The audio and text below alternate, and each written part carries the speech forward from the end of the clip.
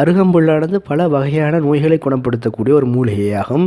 தோல் நோய்கள், சிறுநீரக கோளாறுகள், மாதவிடாய் சம்பந்தப்பட்ட பிரச்சனைகள், குடற்புண்கள் போன்ற பல வகையான நோய்களை இந்த அருகம்புல்லானது குணப்படுத்தக்கூடியது. எனவே இந்த வீடியோவில் நாங்கள் இந்த அருகம்புல்லு சாற்றிலிருந்து எவ்வாறு தோல் நோய்களை குணப்படுத்துவதற்கான எண்ணெயை தயாரிப்பது என்பது சம்பந்தமாகத்தான் பார்க்க இருக்கின்றோம். எனவே தொடர்ச்சியாக இந்த வீடியோவை பாருங்கள். தேவையான அளவு அருகம்புல்லினை எடுத்துக்கொள்ளுங்கள். அருகம்புல்லானது எல்லா பிரதேசங்களிலும் வளரக்கூடிய ஒரு புல்லாகும். நீங்கள் எடுத்துக்கொண்ட அந்த புல்லை நன்றாக சுத்தம் செய்ய வேண்டும். கழிவுகளை வேறாக்கிய பிறகு அந்த புல்லை எடுத்து நீரில் நன்றாக கழுவி சுத்தப்படுத்தி வைத்துக் கொள்ளுங்கள். சுத்தம் செய்த இந்த புல்லை ஒரு உலக்கை அல்லது ஒரு அம்மியில் போட்டு அரைப்பது மிகவும் சிறந்தது.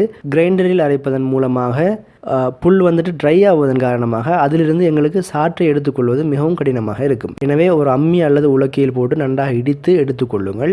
இடித்த இந்த கலவையில் சிறிதளவு நீர் விட்டு நன்றாக பிசைய வேண்டும். பிசைந்த இந்த புல்லை நன்றாக நீங்கள் பிழிவதன் மூலமாக இதிலிருந்து சாறு வெளியாகும். குறிப்பாக சிறிதளவு நீர் மட்டுமே நாங்கள் விட வேண்டும். நாங்கள் எடுக்கும் தேங்காய் எண்ணெய்க்கு சமனான அளவு புல்லின் சாறு நீங்கள் எடுத்துக்கொள்ள வேண்டும். உதாரணமாக 500 மில்லிலிட்டர் அளவு சுத்தமான தேங்காய் எண்ணெய் எடுத்துக்கொள்வீர்களாக இருந்தால் நீங்கள் அருகம்புல் சாறிலிருந்து 500 மில்லிலிட்டர் எடுத்துக்கொள்ள வேண்டும். நீங்கள் எடுத்துக்கொண்ட அதிமதுர துண்டுகளை நன்றாக அரைத்து பவுடர் செய்து வைத்துக் கொள்ளுங்கள். 500 மில்லிலிட்டர் தேங்காய் எண்ணெய்க்கு நீங்கள் 100 கிராம் அதிமதுர பவுடரை நீங்கள் சேர்க்க வேண்டும். எனவே 100 கிராம் நன்றாக அரைத்த அதிமதுர பவுடரை எடுத்துக்கொள்ளுங்கள்.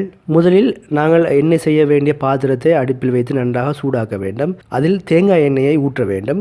பிறகு நீங்கள் எடுத்த அருகம்புல் சாற்றை நீங்கள் அதில் சேர்க்க வேண்டும். அதே போல நீங்கள் எடுத்து வைத்துக் கொண்டிருக்கும் அதிமதுர பவுடரையும் நீங்கள் அந்த கலவையினுள் போட வேண்டும். போட்டு எல்லாவற்றையும் நன்றாக மிக்ஸ் பண்ண வேண்டும். இந்த கலவையானது நாங்கள் சேர்த்த இந்த கலவையானது நன்றாக கடுகு பதம் வரும் வரை நீங்கள் வெப்பமேற்ற வேண்டும். உங்களுக்கு பார்க்கும்போது விளங்கக்கூடியதாக இருக்கும். இந்த எண்ணெயானது, அதாவது நாங்கள் சேர்த்த கலவையானது நன்றாக சூடாகி கடுகு பதத்துக்கு மாறிய ஒரு நிலைமையை நீங்கள் காணக்கூடியதாக இருக்கும்.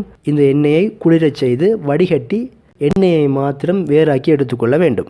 இந்த எண்ணெயை நீங்கள் தோல் நோய்களுக்கு பயன்படுத்துவதன் மூலமாக சிறந்த பலனை நீங்கள் பெற்றுக்கொள்ள முடியும்.